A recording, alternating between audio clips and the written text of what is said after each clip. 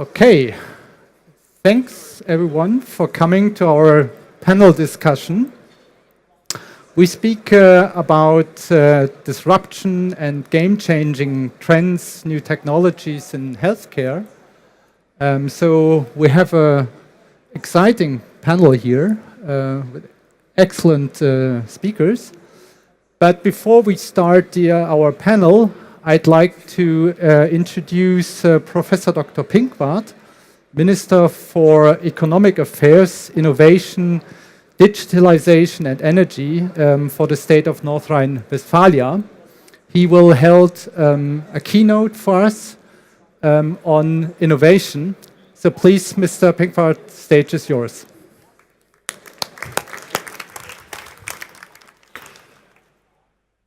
Dear Mr. Horak, ladies and gentlemen, it's a great pleasure to be here, keynote speaker this afternoon, and I see guests from North Rhine-Westphalia, but also from around the world. Warm welcome to all guests from abroad. Where are new technologies leading us to in the healthcare industry, ladies and gentlemen? The digitization of the healthcare industry is revolutionizing diagnostics, treatment, prevention and rehabilitation in a fundamental way. In Germany, the healthcare sector still works predominantly with analog technology in its core areas.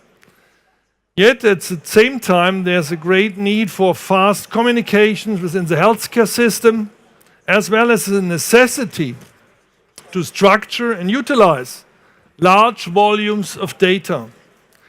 The pressure is therefore on to organize these processes by digital means in keeping with the times. Digitization will change communications, working procedures, job profiles, and the flow of finances. Outpatient and inpatient treatment will be closely interlinked. The digitization of the healthcare industry in Germany is lagging behind that of other industries and of the other industrialized nations. Nonetheless, the digitization of the healthcare system is now underway. The process of digitization is also being driven ahead by consumers, in particular those who want to make use of mobile healthcare devices and are prepared to pay for this. Even just smartphones are in the meantime increasingly able to take on functions of medical technology. Who is using of you your smartphone for healthcare issues? Who is using the smartphone? Oh, you see, 10%, it's a rising number. Wonderful. A major proportion of the apps which are now available have not been quality tested, and their data protection is inadequate. In many cases, a patient is left standing outside the doctor's practice or the hospital door with the data which he has collected, as mobile devices cannot yet be read there. The goal for the future has to be that mobile devices will become an integral part of the healthcare system. The focal point of the digital healthcare system of the future will be the patient. The patient is in the center, therefore the patient is a problem. Patients will have their data at their disposal and will thus have the option of taking control of their treatment process. At the same time, when diagnostic and therapeutic services are made use of, new data is produced which can be used to improve their treatment. With the consent of the patient, this data can also be made available for research purposes, thus allowing new findings to be generated. In this process, the right of the patient to self-determine as regards the information must continue to be respected in full. Patients will only make their data available for use if they can be assured of a high level of data protection and data security. Patients will demand to be offered telemedical services. In order to avoid frequent visits to the doctor, they want to be able to feed back their key data to the doctor. They will demand electronic prescriptions and will want to order their medication online. Doctors and chemists will have to get used to these changes and will need to adjust their business models. Regulatory framework conditions, such as the ban on remote treatment and the ban on remotely used prescriptions, need to be reviewed. Personalized medicine, which is based on individual data but also takes into account data from large medical databases, will lead to personalized therapies. This will make it possible to select more specific medication. Implants can be individually tailor-made. Rare illnesses can be detected with the help of data analysis. Personal medicine will see the provision of healthcare being lifted on to a new level. Digitization also makes it possible to carry out electronic monitoring of implants or of the ingestion of medication. The comprehensive analysis of data enables early recognition of pathological developments in the individual patient. The analysis of genomes provides a huge amount of knowledge on the individual health status of patients. The costs and the time required for such examinations is steadily decreasing. A suitable location for the secure storage of this individual patient data still needs to be clarified, however. A good solution here would be electronic patient files. Changes in genome are also possible. These may mean additional options for treatment and may, however, lead those in positions of responsibility into gray areas in terms of ethics. Digitization means that the quality and the targeted precision of diagnosis and treatments can be improved. Patients rightly aspire to high-quality healthcare provisions of a standard which can only be provided by making use of the possibilities offered by digitization. The healthcare system will have to undergo further modernization in order to meet the challenges facing our society in the forthcoming years.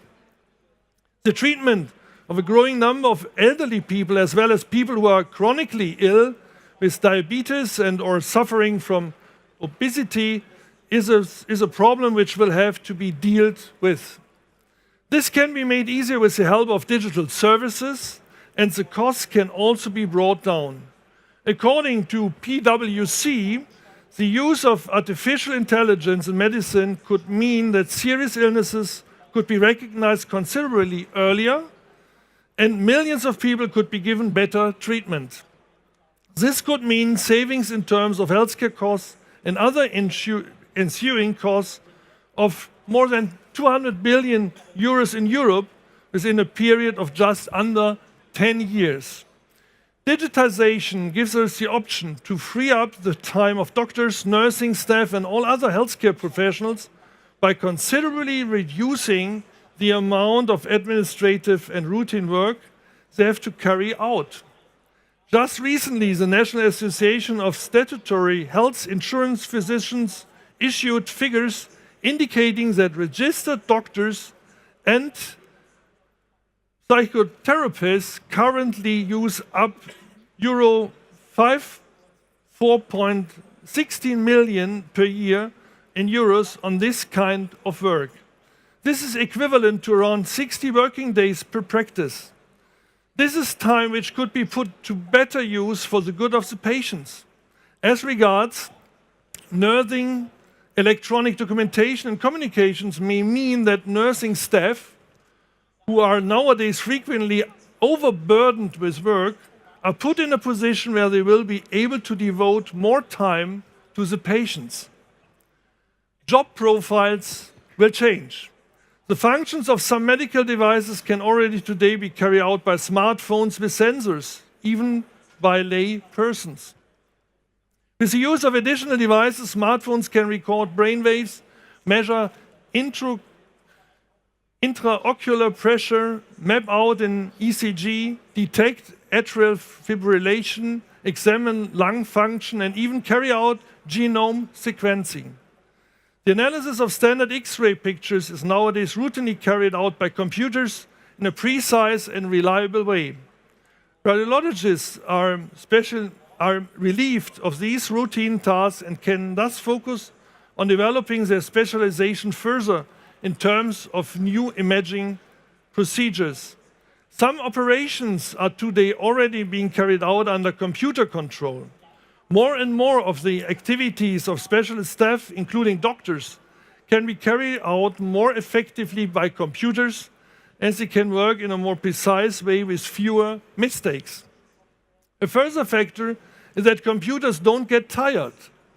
There is considerable potential for providing relief for both medical personnel and patients in the monitoring of chronic illnesses such as heart disease or diabetes. This also means an improvement in the patient's quality of life and, in many cases, the retention of the ability to work. The possibilities offered by digitization also mean a cultural transformation. The function and the role of the doctor will change, that's obviously. The traditionally dominant position of the doctor changes when he or she is faced with patients who are well informed. These patients are no longer exclusively reliant on an examination in the doctor's practice. They bring along with them their own lab test results, which they have collected themselves, as well as the resulting computer-generated diagnosis. The doctor becomes a medically competent intermediary. This means that time is gained for more thorough and detailed doctor-patient discussion. It's maybe the same as we have it in the universities between the students and the professors. The doctor acts as a guide for the patient in the critical assessment of the comprehensive health information available, helping him to use it in a sensible way in order to be able to make decisions. If these benefits for the patient are to be fully exploited, it is a prerequisite that the public has a good level of general digital education, and this needs to be a long-term task for society. Digitization will not destroy any jobs in the healthcare industry. The process of rationalization should help to address the shortfall in specialist staff, which is currently being experienced in almost all medical and nursing professions. How, ladies and gentlemen, can we drive ahead digitization in the healthcare industry? The regulatory and technical framework conditions for the digitization of the healthcare system will have to be created on both a national and international basis.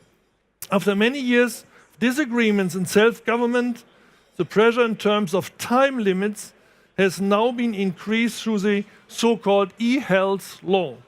The soon-to-be introduced electronic healthcare card will be loaded with data.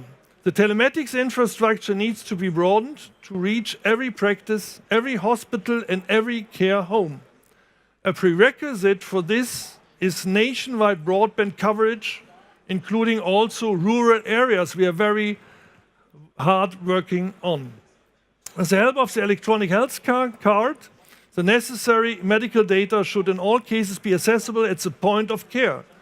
Through the digital networking of medical devices, the working procedures in hospitals can be set up in a way that is considerably more efficient and more secure for the patients. Standards in semantics and interoperability must in future ensure that electronic communication is possible between all key players without any interruptions or time delays. International connectivity is also a must. The establishment of internationally recognized standards is important if the manufacturers of medical equipment are to remain competitive. Standalone solutions should be avoided. There's no funding available in North Rhine-Westphalia for applications without connectivity to the e-health network. So I gave you only a very short overview on our topics, which we relate from the innovation perspective and digital perspective to the healthcare system.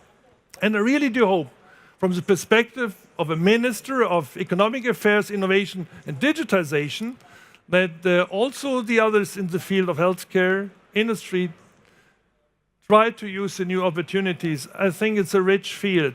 We wrote with colleagues 2 years ago a book about the boundaryless hospital. And we gave a lot of descriptions by medical doctors and economists about the opportunities which we can use in a time of digital revolution. And I think especially on such a fair here in Düsseldorf, it's a great opportunity to look forward, making sure that digitization can serve people best.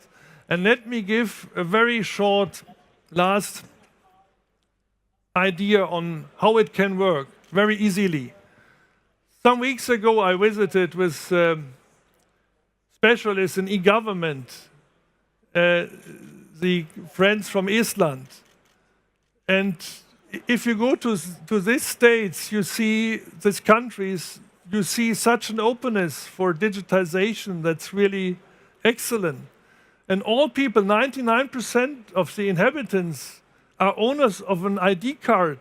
They have the ID number and all the data is transparent for the patients in this country. And they are the owners of the data and they can decide where they want to be served and how they want to be served and which data is given to others, to the hospital, to doctors and so on. So I think we can learn a lot also from our other European countries, but also from Asia. And therefore I'm very happy that I see so many international participants in this nice session. Thank you very much for your attention, and I do hope that you have a great time here in Düsseldorf in this nice fair, and now an excellent discussion. Thank you very much. All the best to you. Thank you, Professor Pinkwart, for your keynote, and with an excellent introduction into the big picture of what digitalization and other healthcare trends will bring us. And I'm sure there will be a bright future if everything you said will become reality. So now on to our discussion panel. Get ready for disruption. We have 5 excellent panelists with us today who will each be bringing their unique experience and knowledge into the discussion. We have players from startups like SomaView, VRmagic. We have sort of startups, corporates from Vilua, and we have strategists from worldwide companies like Deloitte and SAP. So it's my honor to introduce you to our panelists, starting ladies first. Laura Henrich. She heads marketing and healthcare strategy at Vilua.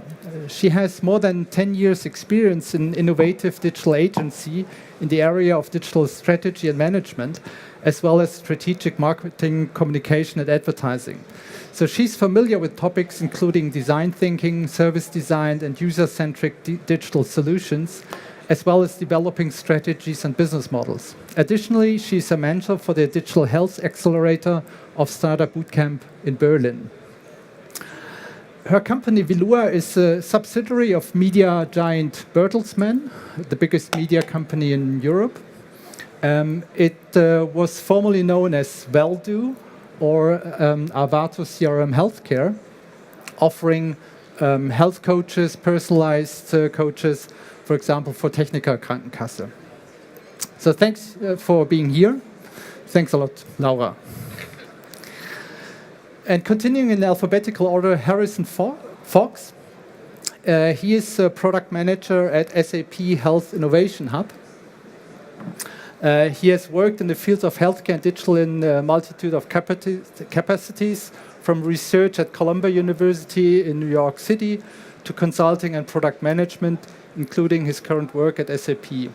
Coming from the US, he can also add some insights about the US healthcare system. The SAP Innovation Center in Potsdam is a dedicated group within SAP that focusing on creating innovative software prototypes that pave the way for new and potentially revolutionary IT solutions. Thanks for being here. Next one, Dr. Sebastian Krolop. He leads Deloitte's life science and healthcare in Germany. He studied medicine in Heidelberg and in the US, and has operated in the healthcare industry for nearly 20 years, practicing, consulting, and leading. He was CEO of the medical consulting firm AdMed and vice president and partner with EMEA Healthcare Transformation Services at Philips. As well as his work for Deloitte, he's presently the chair-elect for the HIMSS Worldwide Board of Directors. Deloitte is one of the big four accounting and strategy consultancy firm. Deloitte Life Science and Healthcare has 13,000 experts worldwide, advertising both established companies and new startups on the complexities of the global healthcare systems. Thanks for being here. Then Stefan Maas, a founder. He's founder and CEO of SomaView, an engineer and computer science by training. Stefan brings the digital health for the force. With a Master's of Science and Medical Engineering, he has worked in software development and research as well as consulting. Launched last year as a spin-off from the Westfälische Hochschule, SomaView combines augmented reality with ultrasound technology to improve and simplify procedures. Thanks for being with us. And last but not least, Dr. Clemens Wagner. He's the head of research and development at VRmagic. He studied at TH Karlsruhe and University Heidelberg, and has been heading R&D at VRmagic since 2002. So for a startup, really long time, working to improve medical training through detailed virtual reality simulations. VRmagic was founded in 2001, use virtual reality to help medical students train their diagnostic and surgery skills using high-fidelity simulation. The firm also develops hardware and input devices for VR and AR simulations. Thanks for being here. So we have a great panel, and my initial question is a personal one to everybody. Why did you choose healthcare as an industry? I mean, we see so many obstacles, so many burdens in the healthcare industry. So what was your personal decision to start in this industry? And what do you like about your current position and company? Please.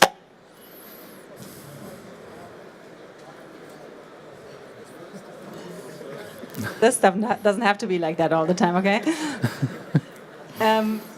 Yes, I started to work, my first job was actually at a chocolate company, which I always like to tell, because I think it's quite funny. And then I ended up in a company that did like strategy and concepts for digitalization, and I more and more realized that technology and developing actual products and services was what I enjoyed more than just doing communication and advertising. And so the field of healthcare was the one that caught my attention the most, let's say. So when I started my position 4 years ago, I was really excited about going into this sector, and then of course I started in a kind of naive way, I would say, without knowing about all the complexities and complications and different interests, but I still enjoy it because it's a field where you can be idealistic and still hands-on and move things at the same time. And it's tough, but that's also what I like about it. First of all, I need to mention that VRmagic and this startup term. I was recently at a presentation and someone called me the dinosaur of simulation because we are around since 2001. I started my PhD in 1997, so exactly 20 years ago.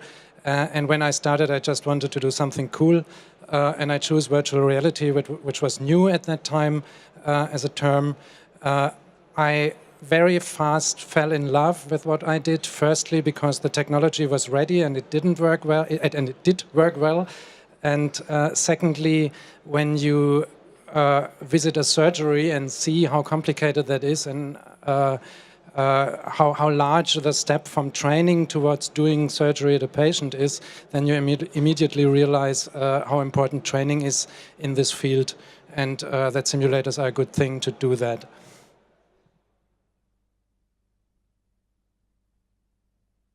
So my path to health information technology and innovation has been a bit of a winding one, since I have started out originally in biology and biochemistry research, working in labs, understanding molecules and how you can actually use genetics to look at how to improve cancer treatments, as well as doing HIV research. And after a while, I realized that this course of research wasn't my lifelong passion, so I moved on and looked at the business and technology side of things and went for graduate work at Columbia. And through that, I had the opportunity to really work with the medical school there on some innovative projects that were just starting out to use cell phones and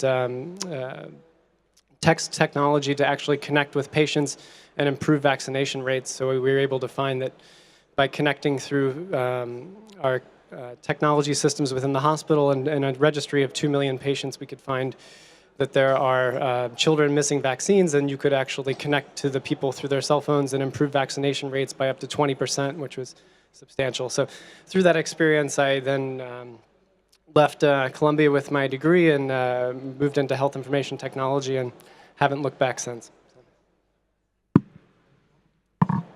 I started to studying medical engineering because I like the medical point of view, but I don't want to be a physician. So I wanted to do something technical, and medical engineering was the perfect combination to do this. I started to work at the university in research, but after working for more than 10 years in research, I thought there must be a way to bring these many good ideas to the market. And so I started a startup in this direction. I read an article about one of the first AR glasses, Google Glass, some kind of magazine, and I thought I have to combine this great idea with the technologies we were working on. That was ultrasound image processing, and so we started a startup. You can imagine augmented reality ultrasound, and that was how I get into the market of medical engineering. So my path to healthcare is quite straight. So otherwise than you, I wanted to become a physician. So I went to med school in Germany and the US. I came home and I joined the University Hospital of Heidelberg, and I thought it's great. I love medicine, I love healthcare. But I always thought there are two sides of one medal. So it's healthcare, but it's also you need to understand where's the money coming from and where does it go. So I went to the University of Mannheim while I was working as a doctor, and I got a master in economics. And then I asked myself, so now I understand the big picture, but how to make it sustainable? That's why we need technology. And that's why I joined for the last 10, 15 years consulting firms where we're specializing on bringing healthcare to the people, but in a sustainable way, which means technology-driven. And I think these times are really exciting because right now we're really at the pivot where healthcare is changing and it's going to become patient-centric, which is awesome. So I'm happy to be here and have the discussion. Okay, thanks a lot.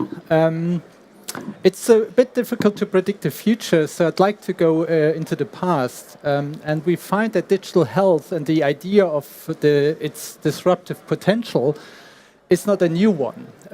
Seth Frank believed back in 2000, so the first wave of the internet, that the internet and associated applications result in a substantial positive and measurable impact on medical care faster than any previous information technology or communication tools. So the question is now, 17 years later, what happened? Where are we with this disruptive potential he believed 17 years ago? Do we see more empowered patients and healthcare providers? How about better medical outcomes? And what about curbing long-term healthcare costs?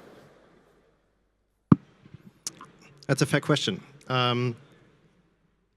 I think 20 years or 17 years, 15 years ago, we had the visions of what could we do. We all had them. But technology wasn't as strong as it is today. So we are living in exponential times where technology is developing very fast. Every 1.5, 2 years, we can see that the power of technology is getting really, doubling, and it's amazing. So 15 years ago, if you were looking at how long does it take to get data from A to B, storage, how storage was expensive, how the hardware and the software was expensive, and today we are talking about nothing, right? So technology is almost free, almost, if you compare it with 15 years ago.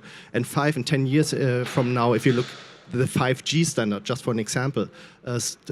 So technology is right now at the maturity point where we can feel that it's getting better. And therefore, if you take a look around at the Medica, if you take a look around at other companies, there's so much coming on. And it's, yes, we always underestimate, or the other way around, we overestimate what's going to happen in the next 12 months, but we underestimate what's going to happen within the next 3 to 5 years. And again, let's invite us back in 5 years from now. We are at the pivot point. Yes. Oh, sorry. You first. I just would like to say that technology is a big driver. I agree, but I still think that the biggest there are resistances in the market that are not explained by a cost of technology, for sure. I mean, I don't want to talk about gematik, but we all know it. And the second health market is a big driver, and I think actually that the pull from that side is doing that change and is pushing that change towards a more patient-centric healthcare system, hopefully, as you mentioned, and as we all, I think, want it to be. So it's a bit more complex. Technology is a big driver for sure, but we need to make sure that we don't block it again. That's nice. I make it easy for me. You're both right. As I had the idea of augmented reality ultrasound 3 years ago, of course, I wasn't the first one. The first research in this sector began in the 1990s. But the hardware, the technology, wasn't good enough, wasn't fast enough to realize this system. Now we have these smartphones, augmented reality glasses. In the 1990s, they had these big head-mounted displays that wasn't capable to be used in a product. And of course, even in augmented reality, we have now the chance that walls are broken because augmented reality came to the people, to the patients, and to the physicians on other ways. Pokemon Go. I like this game. I never played it, but I like the thought that augmented reality become famous in the sector. And so the walls are not broken, but a little bit lower for this technology in medicine.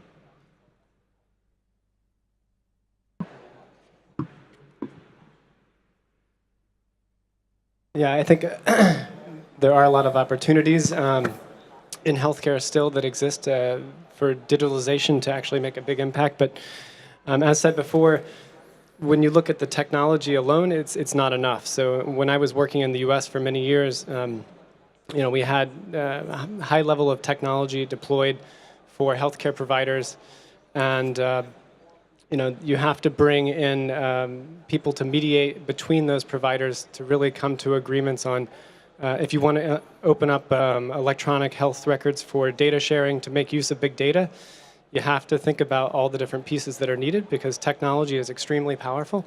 I think what we're at now is a point where the technology is getting so good and so powerful that with machine learning and artificial intelligence having a lot of opportunity to really make a big difference, that you see providers opening up their willingness to let go of the data that they've held on to and stop data blocking and allow it to be used for productive purposes and make it something that can be, even if it's kept in their own data warehouse, they can share it through other means and make it available for big data and machine learning and other purposes. And one example of that actually is through the American Society of Clinical Oncology that we work with in the US. They've actually gotten now over 100 oncology practices to sign up utilizing a platform we built for them to share data and use it for both research and treatment improvement purposes. So now you have over 2 million patients worth of data on one platform that can be used by researchers to improve oncology care. And the difference there is that in the past, you would have had those 100 practices, healthcare data would have been siloed. It would not have been interoperable, and it would have been very hard to use. But because of this drive by ASCO and their platform, they've gotten them to agree on standardized codification, making the data interoperable and making it useful. And now they're actually allowing outside researchers outside of CancerLink platform that they built to be able to go in and access the data for research purposes. And you're seeing now, I think, that tipping point where this big data reality that everyone's been talking about for more than a decade, where the US government has invested tens of billions of dollars into digitalization and the healthcare environment under meaningful use, finally we're getting to the point where that data can be used interoperably for big data purposes. So. I need to go back to 1997 once more. when we started, technology was science fiction. It was not clear if it worked or not. When we got the first system ready in approximately 2001, and it worked, then people said, well, that's nice, that is a virtual reality for simulation and for learning surgery, but it's still kind of a toy. When we had the first labs for education around 2003 or 2004, people trained on our systems for, I don't know, 10 or 15 minutes. Then they thought that they had seen every simulation that we had and knew everything and were perfect surgeons anyway, and told us, well, it's a computer game. People started to laser their initials on the retina because we just thought we could exchange the patient by a virtual patient, and then they would learn on this virtual patient. And they did that for 10 minutes, and then it got boring. And then the large step was to realize that it's not the technology that matters, but the way this technology is integrated into education. And then we started to provide objective feedback. We measured everything people did in the simulation. We said them, you cannot continue with the next task until you reach a certain level of performance. And from that moment on, that was around 2006, people worked on the simulators the whole night if they had the possibility to do so, and they worked until they had accomplished the whole curriculum, and from that moment on they started to learn something. And I think that's I have a special field, it's only education that we do, but in education it's important that you have the same standardization approaches than in the rest of the medicine, and that you have formal requirements on what people are expected to do and how they do it. And I think simulators can play an extraordinary role in fulfilling that. Okay. Let's go back to the big issues in healthcare. Deloitte names some of the most pressing in the study Global Health Sector Outlook, like spiraling costs of care. According to Deloitte, global healthcare expenditures are projected to reach 8.7 trillion by 2020, up from 7 trillion 2015. And we see it in nearly all the developed countries that cost for healthcare is all the way up. Second trend, our aging and growing population.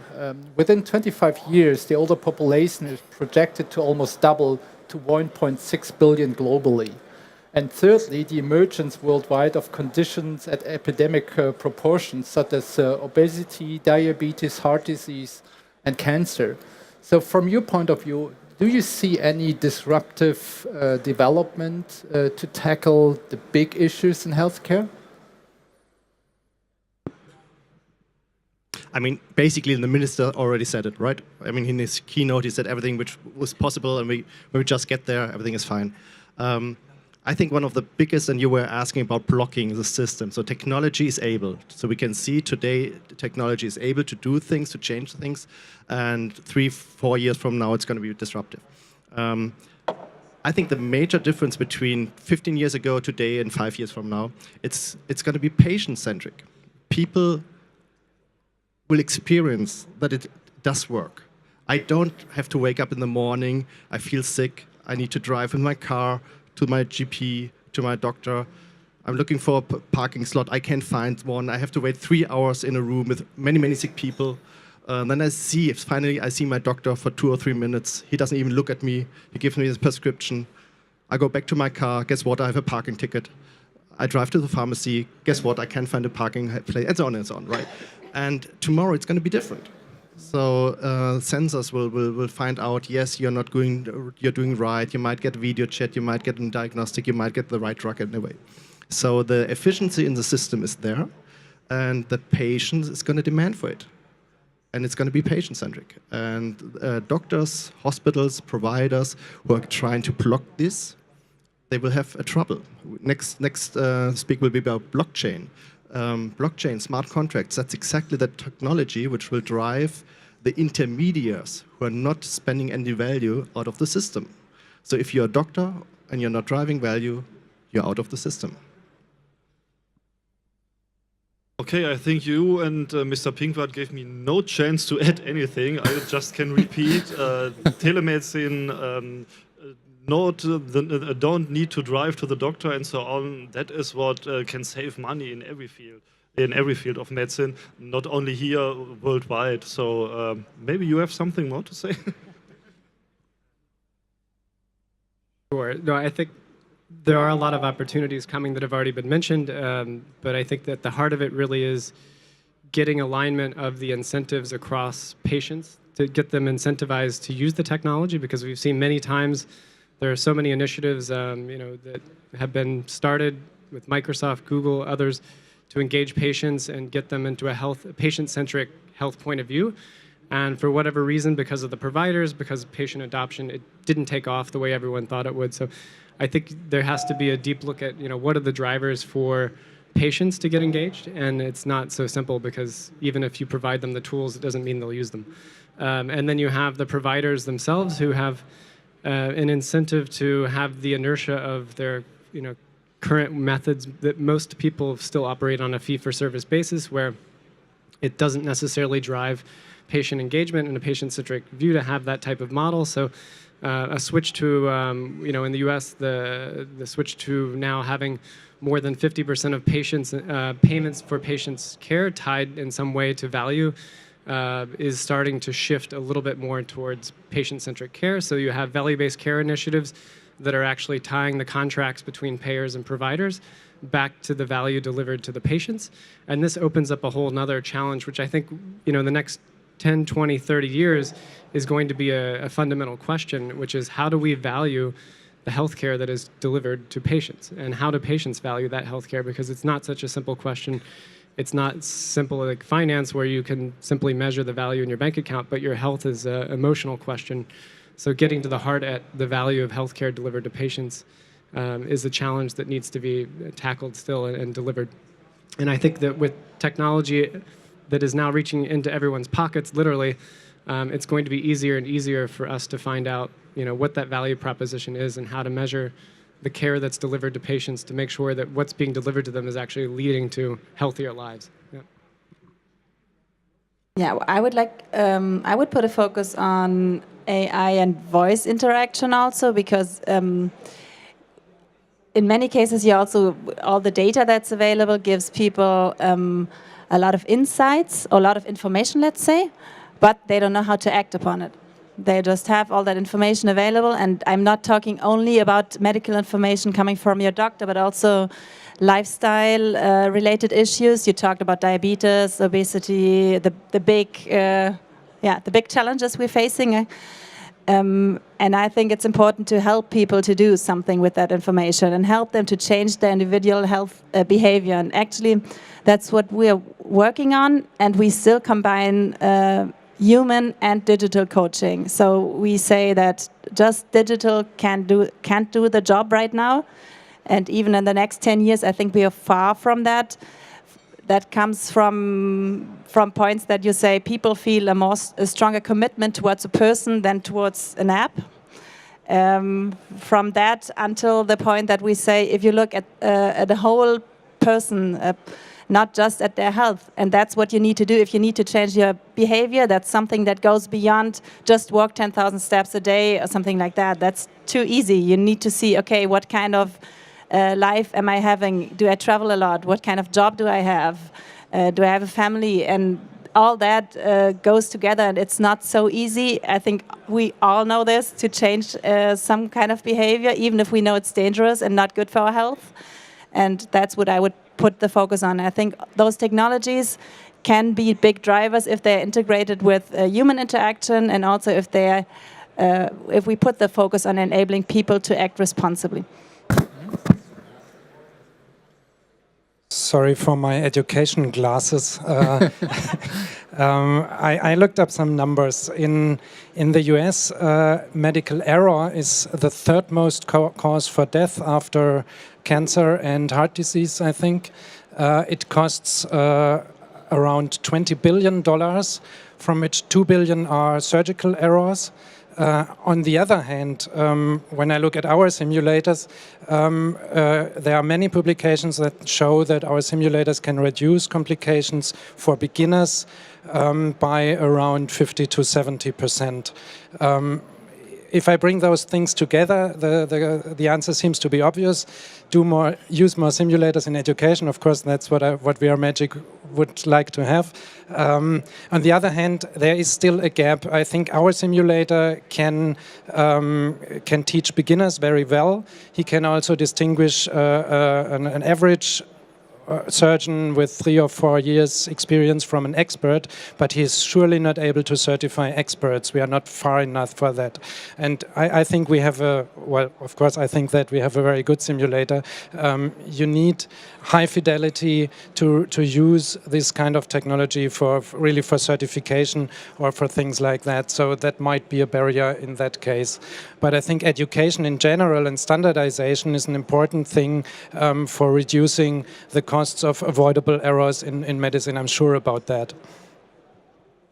I mean, you talk about the impact of patients on the revolution, I call it. What do you think is necessary to for these people, for patients, and also for healthcare professionals, for doctors and so on? What is necessary to adopt those kind of technologies? Because I mean, nowadays, not all the patients are tech savvy. And in the old days, it was quite simple. They went to the doctor prescribed them something, and then that's it. So now the doctor has a more complex role because he's more or less a coach. He's not like the expert, the Halbgott in Weiß, as you would say in Germany. And the patient has to, well, take care of their health care. So they can't give it to the doctor and say, you're the expert and I'm just a patient. So what do you think will be necessary for those kind of target groups to adopt the new technologies? We come to technologies later, but I mean, it's a complex field with blockchain, artificial intelligence all the way. So what do you think is necessary for the next, say, 5 to 3 years to make them adopting those technologies? That's again a good question. So the roles are changing. And with changing roles, there comes responsibility. There comes accountability. So, and there's a lot about education. So when you have more transparency, how do you use it? Do you really want to understand what's going on with your body and with yourself? And patients are different. Some like it, some won't even touch it. So first of all, I think technology needs to show that it's really secure, right? So if you're talking about your own patient data, you want to have a secure system.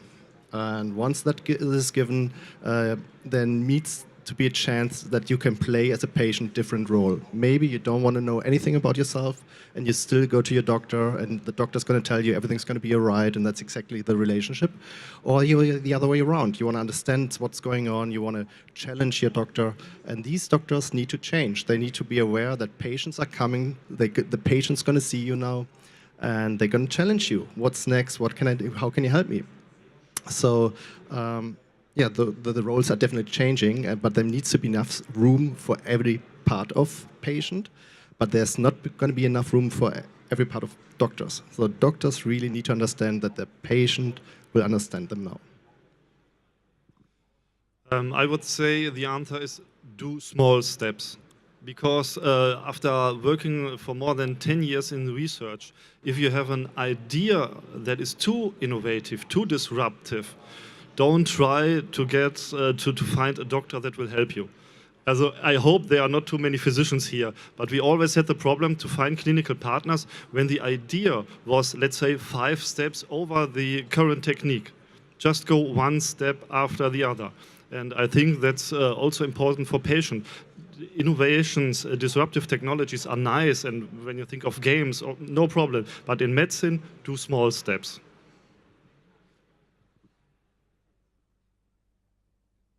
Small steps are good, and then occasionally we see the big leap, I think, with the technology that's out there. So one of the things that I think we've seen change is that in the last 5 to 10 years is technology has made it easy to do things that previously were hard. And I think that now in medicine, that's really going to be the key next step is how do we make it easy to take care of your health without having to type in 40 different medications into an app and make sure that every time your doctor changes something, as you mentioned before, there's an aging population, many of whom are on multiple medications. keeping track of these as you age and make sure that you get the proper dosage and proper guidance on medication interactions is difficult. Making sure that you keep track of all your vitals and all these things.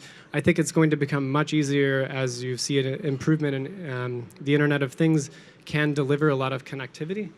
Apps can become integrated, and there can become opportunities for the patients to really simply just walk into a room, and the data on even their last blood pressure reading can transfer to their phone. They can get readings off their thermostat to know what temperature is their environment in. Their heart rate, their pulse now can be measured more easily than ever, and their daily activities, and all those things can be combined in a way that requires minimal effort on the patient to actually capture this information.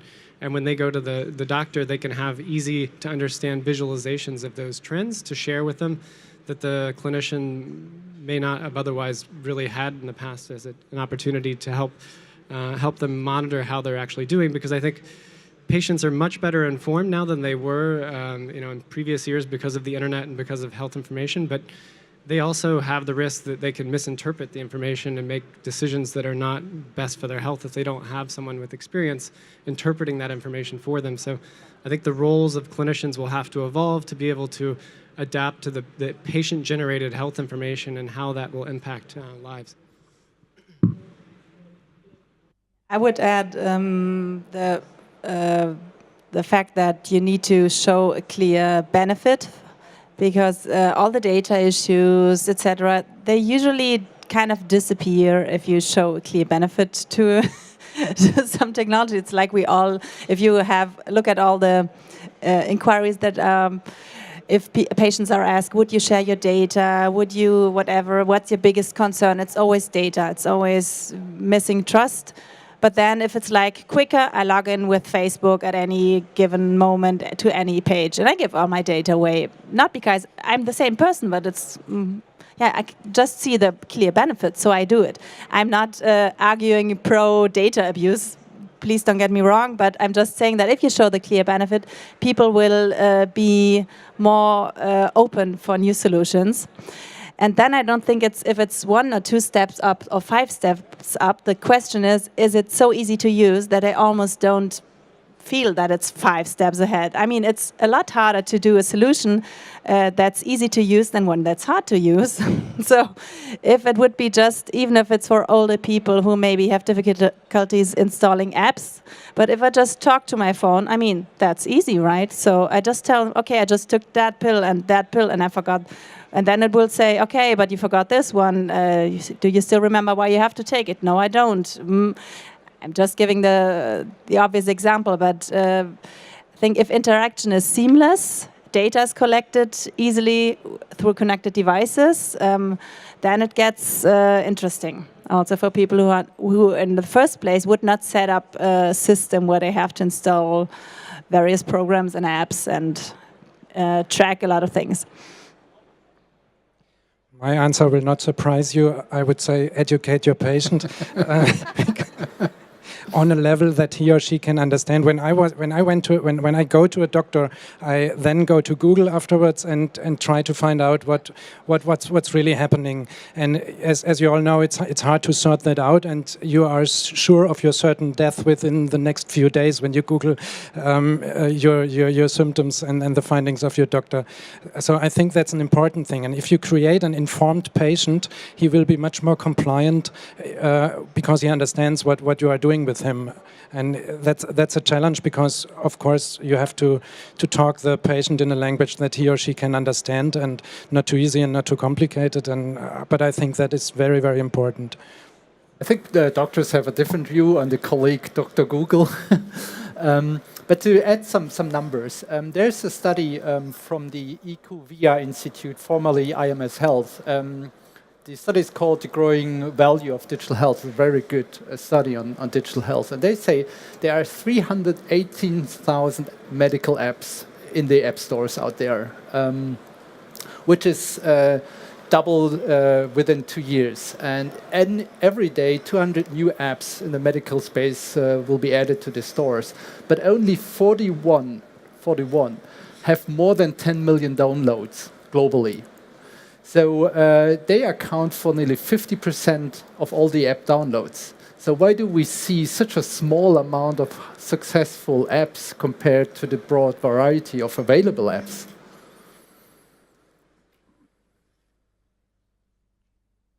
One of the reasons might be that still the apps are isolated, are still silos. So you might want to have one app for your nutrition, what are you eating, and then the other app might be for your weight, your BMI, and the third one might be something for your diabetes, what kind of insulin are you taking.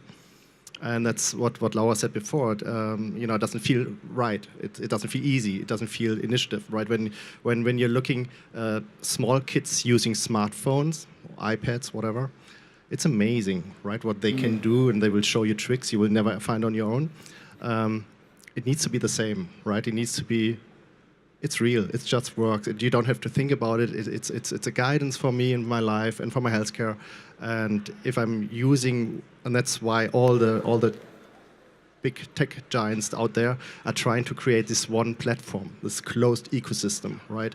Because you don't want to have millions of apps. You want to have this one iTunes, this one solution which brings it all together. And the one who's going to have it first, they're going to be 3 or 4 of these different platforms, and that's it. Yeah, I think that's the problem. You have many apps, but you didn't told us how much of these apps are useful or of a good quality, of good shape. Are they handled by the user that is addressed for this app? You see, as you told, the kids play with iPhones or something. If you have an app that is intended to be used by an elder, you cannot make it in the same way as it is useful for a child, of course. That's the main problem. Many apps, but quality lack.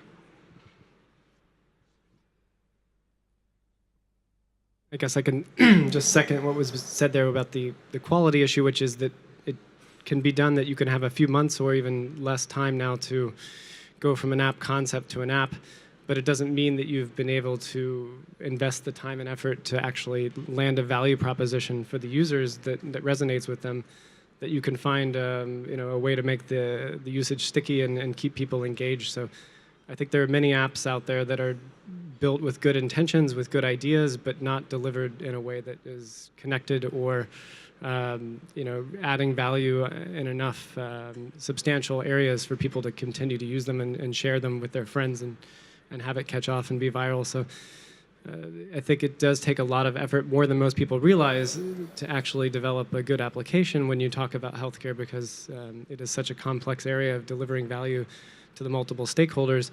If you just have an app that is only useful to patients, for example, and it has no connectivity to the clinicians of the health system, well, it's going to be hard to build an ecosystem with that. If you just have an app that's useful to doctors and the patients find no value with that, well, it may get adoption amongst the doctors, but to be able to nail that on all those different levels and maybe even connect in payers and other different, the pharmacy networks, to bring together those players and deliver a unified value proposition is something that's extremely difficult, because to get agreement across all the different areas of healthcare against the different regulations and line up the different value propositions for each and every stakeholder is a big challenge. And I think we'll see in the future that more people will convene the stakeholders with the correct value proposition. But it has been, I think, a challenge, especially for many startups or people who have a good idea but don't have the network or experience to understand that initially. What I would add is, I think the most successful apps usually involve some kind of community. So if you look at Runtastic, or I don't know what exactly the apps are, but most of them have some kind of community, and that's hard to build, and it's you need to put a lot of effort and time into it to build such a community, but that's probably one of the key drivers to also ensure a longer use, because not only the downloads for most apps are really small. I mean, 30% are trash apps, if I'm right informed, even what Google says. But still, most people don't use it more than 3 months or something. So times are really short, and if you don't find a motivation inside yourself, you will not use an app for more than 3 to 6 months for sure, because it's just too hard. The first thing is the question if the relation in medical apps is different from the relation in general apps. I think there are millions and millions of apps that nobody uses. But if the relation in medicine is worse than in general, I would say the reason is the different mindset of the medical discipline and of computer science. I had a lot of problems at the beginning to find the right doctors with the language that I would understand. Yeah. I remember a discussion with a very, very good surgeon who said to me when I came to know him, well, I don't trust technology, I don't even have a watch. So, and that was definitely not the right person to talk to when developing a surgical simulator. Yeah. So when I would develop an app, I would talk to a doctor who is technologically interested, and I would also talk to the patients or the people who want to use this app. This is very, very important. Okay, thanks. Time is fleeting, so last question round. I'd like to know what would be the top one technology with the potential for disruption from your point of view, if you have only one? Blockchain, and we're going to discuss it in 5 minutes. Okay. I'm the CEO of a startup that's dealing with augmented reality. What would you like to hear from me? I think it's augmented reality in the combination with AI, of course. I think where you see that most healthcare data, a vast majority of it is not structured or useful at this point. You need better natural language processing to extract the information out of it and make it useful. And I think that will be one of the game changers in the next 5 years. Yeah, even if it's hyped, I still say AI. Yeah, image processing in connection to AI, also in the digitalization of microscopes, for example. Okay, thanks a lot.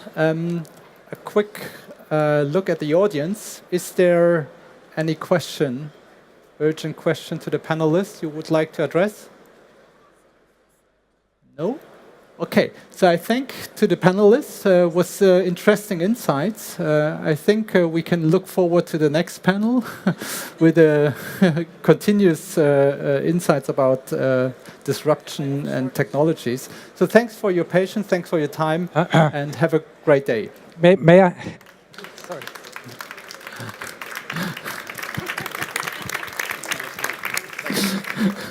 Just a short remark.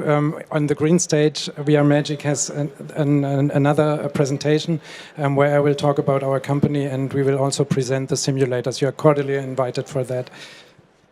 Okay. Good.